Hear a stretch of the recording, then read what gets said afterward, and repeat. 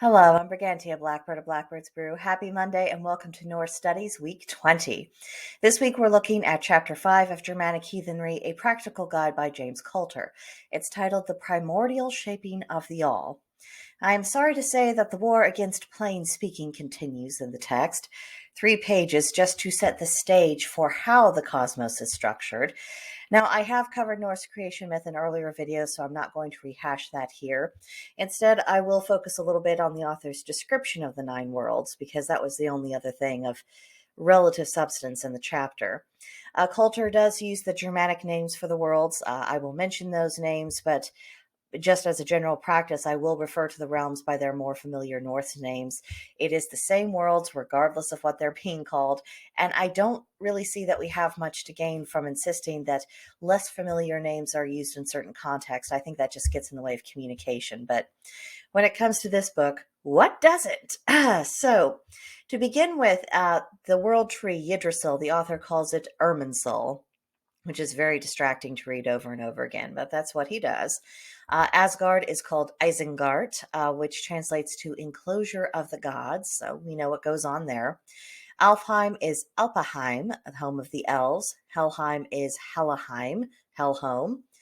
Midgard is referred to as Midgard, meaning the middle enclosure, where we exist and operate. Muspelheim is Muspelheim, a realm of fire.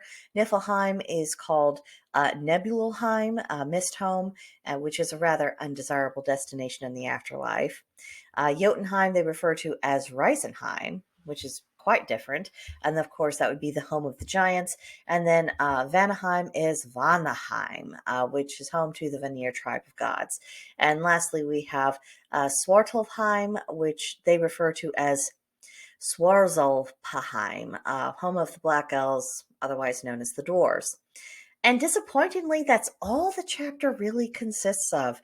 There's no discussion about varying ideas about what these worlds are, what they represent. Maybe there is layers of interpretations for us to consider here.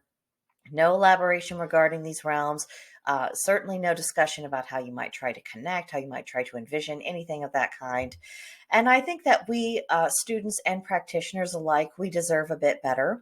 Granted, we don't have as much material in the lore to work with as we would like, but I think we can go beyond a very cold and clinical explanation of what these realms are. What I would really like to see is an author who tries to envision what it would be like in those realms. How does life operate? What would you feel like? What would day-to-day life be like? And then perhaps even correlating these realms to psychological states of mind, or just bring up the possible relationship between the planets of the solar system and these realms, or different aspects of spirituality. I mean, let's just try to get beneath the surface of things. And unfortunately, that's not what this author has to offer us, and that really does limit the value of the book. Next week, we will be covering the chapter on Erlagwort and the movement of time. I could have combined that chapter and a couple others in this one, but as you know, I mean, this text just tests my patience so much. This is really all I can stomach. Just one chapter at a time. That's all I can do. But next week, when we get into that chapter, I recommend you make sure you have a very strong cup of tea or cup of coffee available to you, because I have the feeling that the author's going to be testing the limits of our patience just from what little I read ahead. So, won't that be exciting, gang? A very short video today. Again, I can only do one chapter of this book per week. It's just, I get a lot of other of my studying and my information through other sources. But for right now, I just want to focus on this one book just because I want it to be very apparent just how much of a difference good writing versus bad writing makes, and just how it can just turn a person's mind off. Because I think we do need to pay better attention to how we communicate ideas.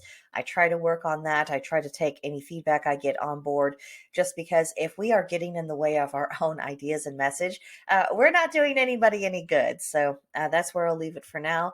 I will see you guys in the next one. Bye.